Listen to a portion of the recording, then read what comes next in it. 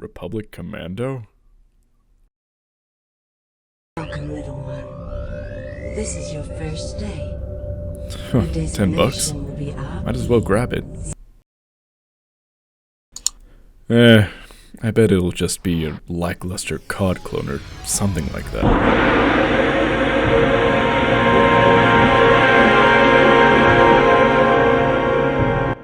This was a representation of the first exposure to Republic Commando that many people had when they first booted it up, and it is possibly one of the best introductions one could have to a video game.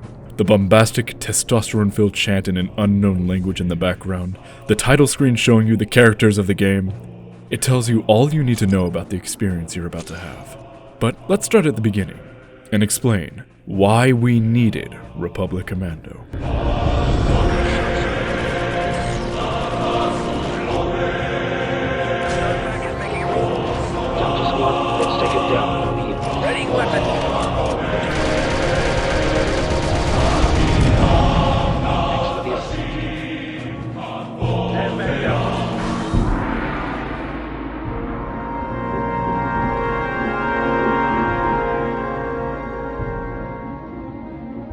Republic Commando was released in the year 2005, just 3 months before Revenge of the Sith, and 8 months before Battlefront 2.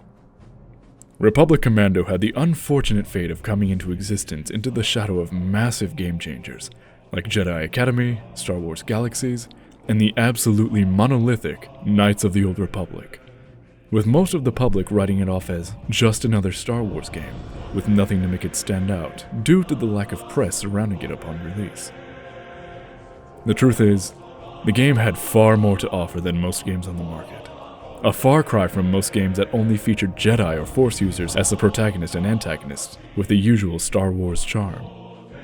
Republic Commando was among the first tastes of a mature tone in Star Wars video games, featuring the protagonist being a small squadron of clone commandos taking on the dark, gritty details that would only be a footnote in history compared to their Jedi commanders. The only other game to try this was the original Battlefront. However, there are multiple things that Republic Commando had that has never and possibly will never be mimicked in any game unless Imperial Commando was to ever release. These qualities are riveted into the gameplay, the story, and the tone. Through these we will lead up into learning why we needed Republic Commando.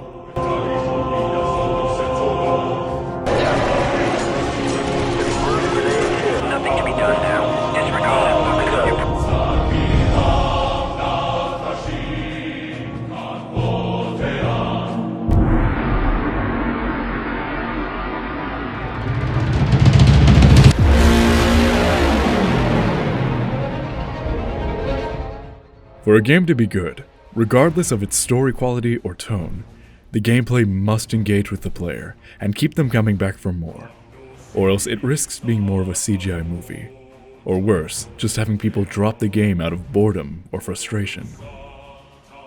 Republic Commando succeeds in good gameplay in a multitude of ways, although at first glance it would just seem like another generic first-person shooter. You have your typical arsenal, with an SMG, a sniper rifle, and a grenade launcher, with the usual grabbable weapons such as laser beams, shotguns, bowguns, rocket launchers, to name a few. The game received minor flack for not being able to carry all available weapons in the game at once, along with other minor jabs due to some level-breaking bugs that can occur at times in specific order. These bugs are extremely rare, and I personally have only experienced 2 of them, both in my latest playthrough of the game. Let's form up. We got your back, 3A.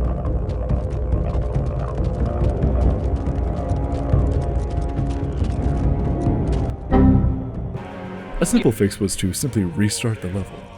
The gameplay focuses on 2 factors: the gunplay, and the most unique factor that no other game has copied to even a degree of success as Republic Commando: the squad system. With the squad system, you can command your fellow commandos to commit a multitude of actions, including, but not limited to, setting up a sniper position, setting up a grenade position, setting up a grenade launcher position, hacking terminals for a stealthy ambush, blowing up doors to hidden enemy first, hacking mines, placing mines on explosives, revive each other, set explosives on mission objectives, target a single enemy to completely obliterate them in a hail of plasma, and much, much more. Well done, Del. Deltas. One of the even more unique aspects of the game is the positioning capabilities assigned to the F1 through F4 keys.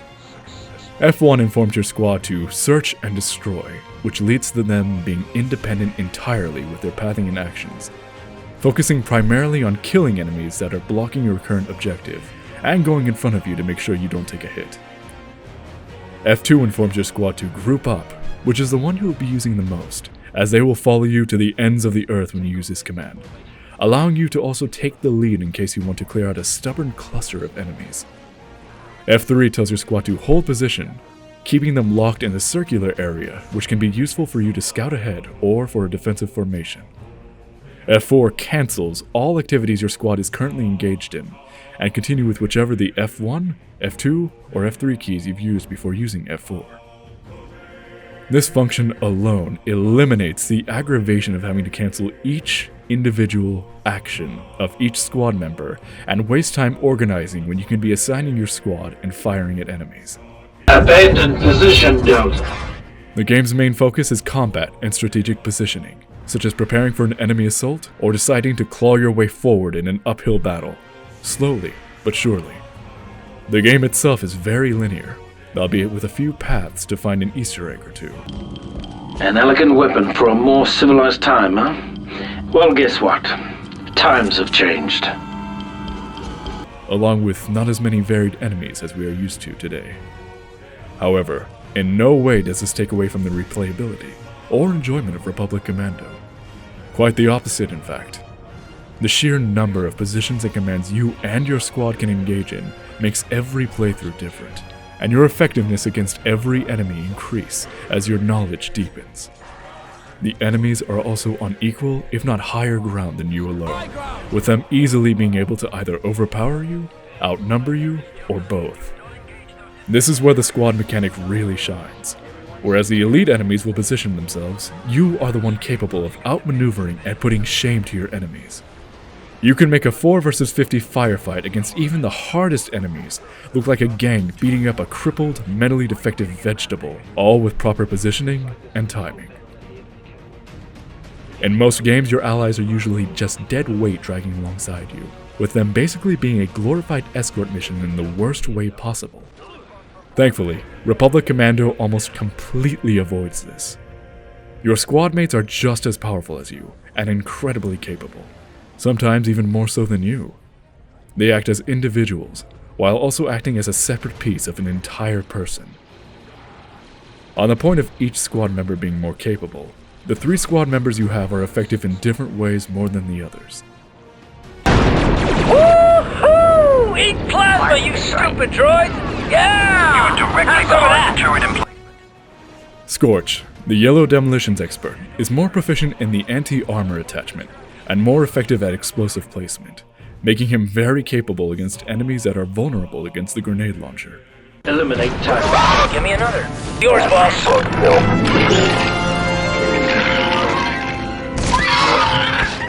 Uploading and linking with your visor, sir. Fixer, the green IT expert, is more proficient in grenade throwing and hacking, or slicing as it's known in Star Wars. This results in him being more effective in hacking terminals and much more effective in grenade throwing positions. Look alive! Delta Lead, Squad Mate 07 is now in your vicinity and remaining covert. Proceed with caution. 07 locking into your HUD, sir. Sev, the merciless hunter affectionately named by the community as Clone Wick, is more proficient at sniper positions, being one of the best assets against taking down some of the tougher enemies in the game. All squad mates are vital to your success. If you are without a single one of your squad mates, you are crippled and will have a significantly harder time, which is meant in a metaphoric, narrative, and almost literal way by the game developers. 3-8, come in. All of this combined results in a constant race against your enemies to get the high ground. I have the high ground! Forcing you to keep your wits about you and keep your squad organized and in positions that they are most effective at, or risk being at a severe disadvantage against endless hordes of enemies that will absolutely overwhelm you if not taken care of quickly. It's a near perfect combination of strategy and high-octane action in one tightly wrapped package.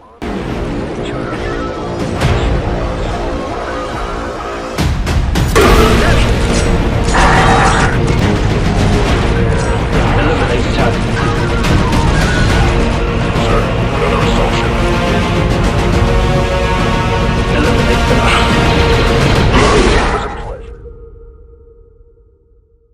Except for the shaking on Geonosis. Good lord, the shaking on high FPS rigs.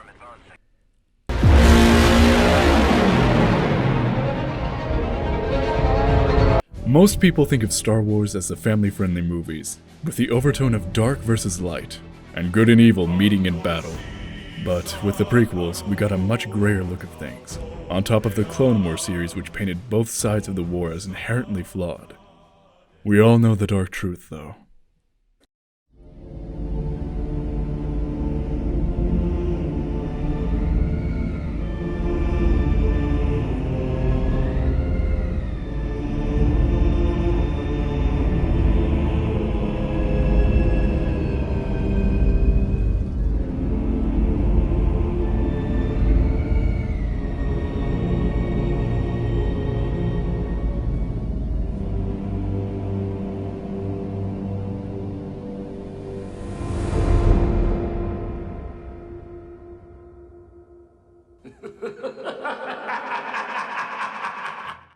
Even before Revenge of the Sith, LucasArts knew how to subtly deliver who was behind everything. With the theme of Sidious playing as a backdrop to the intro, the game gives us perspective. This war was never meant to be fair. It was a front by a manipulative monster to gain more power. Republic Commando is an exceptionally unique case, as its story is full of the nitty-gritty horrors of war, and how such turmoil can bring a group of people together to be not only great partners, but allow their bond to become closer than brothers, never allowing the fiery light of the Republic to be eclipsed by the ceaseless darkness of the droid armies you face. For you are a commando, an elite unit, something truly special. Your weapons, your armor, and most importantly, your brothers. You are each a piece of a whole person, and the Republic will call you to defend and give your lives if need be. Republic Commando's story takes you through 3 different chapters of the game, while placing you in the point of view of Republic Commando 3-8, otherwise known as Boss, affectionately known as the Doomslayer of clones.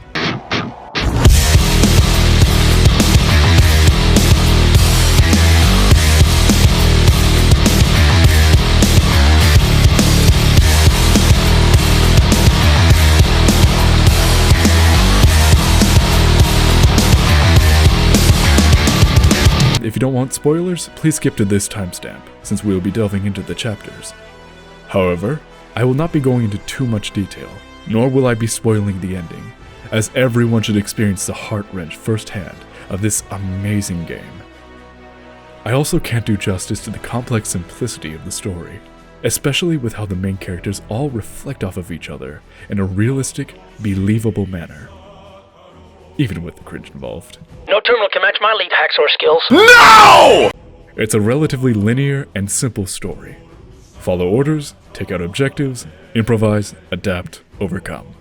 But it keeps you invested enough to actually want to engage in what is presented. The first chapter pulls no punches. Your first goal is to regroup with your squad. Then, you immediately assassinate a high-ranking officer, followed by destroying separatist ships before they can launch, causing havoc on the droid army and allowing the Jedi to finish off the enemies, with absolutely no credit given to Delta Squad. Why do we always get the tough jobs? It gets you into the game and tries to settle you into the setting, letting you know who you are, who your squad mates are, and why you are here. The second chapter is where things get tense and start picking up, forcing you to play by your lonesome away from your squad, causing any downs to be an immediate game over. Can you hear me? I'm reading low vital signs. Eventually, you are able to regroup with your squad, saving 2 of them while ripping and tearing everything coming your way, with a great multitude of 80s action hero one-liners. Laugh while you can, lizard breath. Oh, one of the deluxe models. Come to save us with your superior training. This deluxe model is the only thing standing between you and a bloody death. So you'd best be showing some respect, Trooper. Yes, sir. What are your orders, sir? Where do you think you're going? That's right. Run! You claw through enemy droids and Trandoshans, making them learn the consequences of messing with Delta Squad. Throughout the chapter, you learn that there is a coalition of these Trandoshan mercenaries and the Separatists trying to take a ship to steal its classified data, which is important to the Trandoshans' operations later on in the Clone Wars. The Trandoshans have been more concerned with acquiring Wookiee pelts. The Separatists even go as far as attempting to destroy the ship once the Trandoshans fail to protect the data from being retrieved, which results in Delta Squad having to hold the line until backup arrives. This chapter made you learn even more so to rely on your squad and take advantage of proper positioning to gain an advantage. Your emotional attachment with each member grows as you progress and deepen your bond with the characters of Delta Squad. Why don't we just fly out of here? Engines offline. Figures. Bucket up, Eliminate folks. target. Nice strike. That's done. I think it. I see it. A Trade Federation battleship. Yeah, not even you can see into hyperspace, Sev. No, it's on the edge of the system. Take a look. Oh, blast. I don't know if I can take much more of this, sir. This entire chapter is also foreshadowing for the finale. According to the books, Delta Squad has been dealing with Trandoshans for a long time after the second chapter of the game. You can tell since at the very beginning, Boss sounds like he's just tired of dealing with Trandoshans. Here's hoping they don't surrender. Stow it, Sue. Delta Squad is sent in to rip the Trandoshans out of their hidey holes on Kashyyyk so they stop bothering the Wookiees. And by bothering, I mean butchering and skinning Wookiees for their pelts. However, not everything is as it seems. You were also sent in to discover how buddy-buddy the Separatists are with the Trandoshans, and to dismantle their operations and report if you find anything. And by the Force do you find a lot of things. The Trandoshans and Separatists are setting up an entire invasion force to take over Kashyyyk, and it's up to Delta Squad to destroy an entire army of droids, Trandoshans, and all sorts of traps that you can gleefully turn on your enemies. This is a heck of a finale, with even a certain four-armed cockroach with tuberculosis making an appearance. Even against insurmountable odds, this part of the game makes you seem like a truly horrifying force to your enemies. Delta Squad proceeds to single-handedly cripple the Separatist forces. They destroy their enemies' bases, their forces, and their will to live. However, even in the climactic finale, there's tragedy. But you will have to discover that for yourself. Delta Squad, lock and load. After an epilogue that teased a sequel, the screen cuts to black, and then a credit scroll with punk rock playing in the background in typical mid-2000s fashion.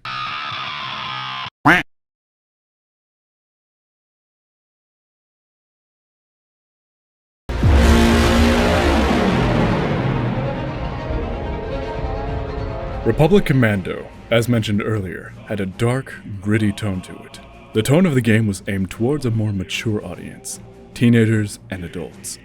Unlike most Star Wars content, there's even blood splashing on the screen from aliens and droids while they scream or grunt in pain after killing them, adding another layer of brutality to the game.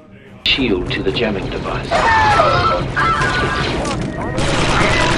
Position. There's even human blood on walls and severed limbs of clones on the second chapter. This level of graphic detail isn't a thing in 90% of Star Wars outside of maybe the original film and some comics. This game isn't pulling punches, but it isn't pointlessly gratuitous.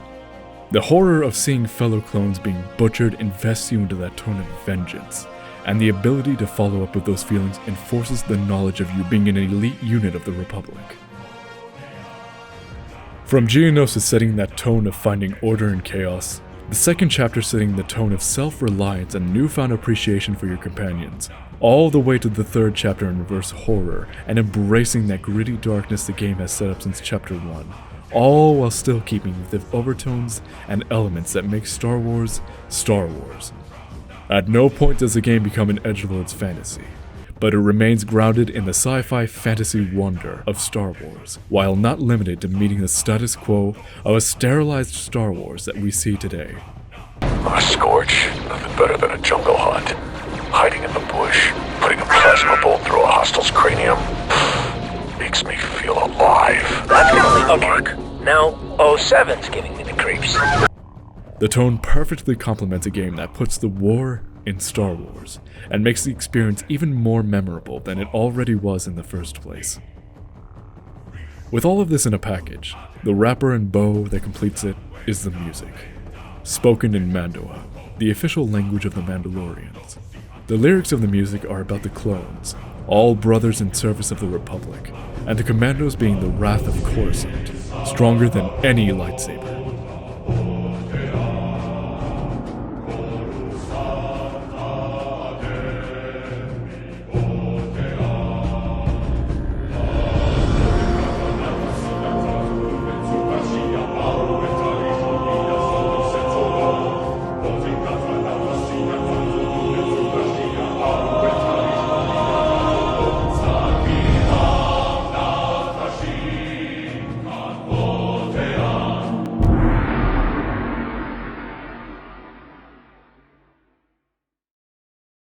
So why did we need Republic Commando?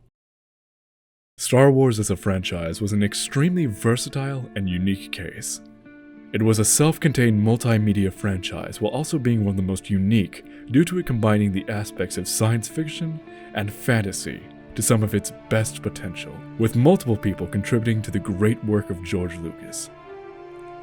However, most stories began to run amok with the same Jedi protagonist, discovering their abilities to beat the bad guy or some continuation of that. Republic Commando embraced versatility. Whereas most stories we see from the franchise center around a person embracing their Jedi heritage and becoming stronger in the Force, Republic Commando puts us in the shoes of people who have a bond stronger than any magical powers or chosen one ideologies. Republic Commando gave us a hard-hitting glass of whiskey after being given milk with an occasional hit of rum for decades. Sure, Star Wars was never a stranger to grit and dark tones, but Republic Commando went deeper with the materials it was given in ways we still haven't seen in Star Wars today. From the story, to the squad mechanics, to the unique way you can use the environment to your advantage instead of just having cover fire like so many shooters after it, Republic Commando is a piece of video game media unlike any other. Republic Commando still retained that deepness that the old EU had, where the clones had to make tough, even evil decisions for what they felt like was a greater good. Where the clones were trained and brainwashed to kill Jedi, and had the experience to back it up, when storytelling was a priority, and cash flow was just the bonus. It never showed us the bright-eyed innocence of the Jedi, as we had seen that time and time again. It showed us attitude. And attitude is something we haven't seen in Star Wars for a decade. So stop lipping around.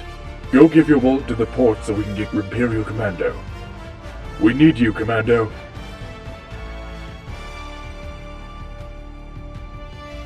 Have you played Republic Commando before? Leave a comment and we can talk about how much we loved this game. Regardless, I want to thank Puffer for providing art for this video. Check him out in the description. Thanks for listening to a grown man talk about one of his favorite video games like a child. Please have a wonderful day. Ta-ta!